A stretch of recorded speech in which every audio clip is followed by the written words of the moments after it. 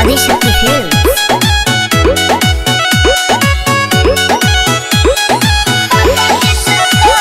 सुना तू प्यार के भूला जा रानी, झूठों के हो जाए बदनामी।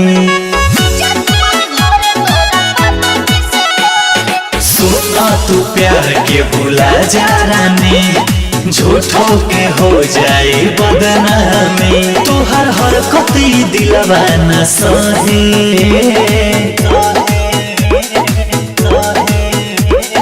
काहे ले लम्हा जाय आरे छोड़े के जब रहे जात बन घरे तोहरा पापा जी से कहे। काहे ले लम्हा जाय छोड़े के जब रहे जात बन घरे तोहरा पापा जी से कहे। ठीक है कहत रे।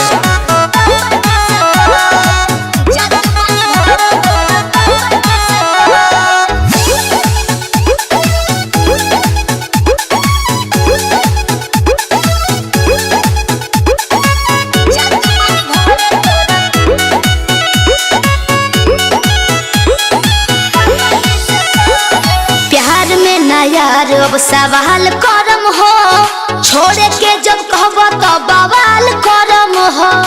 ऐसे कैसे छोड़ देब हो? बीतल जवान साथ रहे बच्चा पाना, ऊंच नीच हो जाए हंसी जमाना। घूमे लगलो तू अब जाहे तोहे,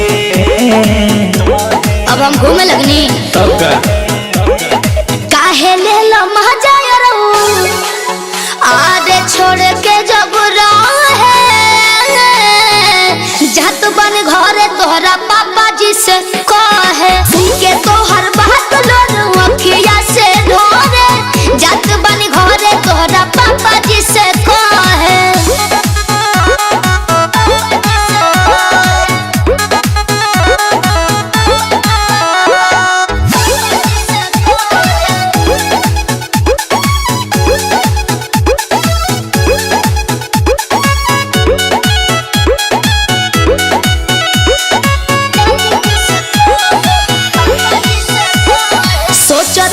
जवन तवन कबो न होई, हमनी दुनू के बीच में आई न कोई।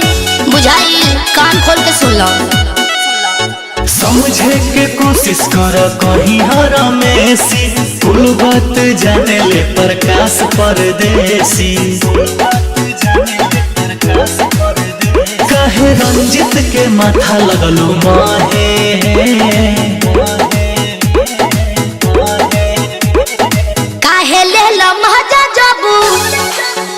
आरे छोड़े के रहे जात बनी घरे तोरा डैडी जी से कहे। सुन के तोहर बात लोर अखिया से ढोरे जात बनी घरे तोहरा पापा जी से कहे। घर से निकलवाइए देबे, साधारण मत बुझो।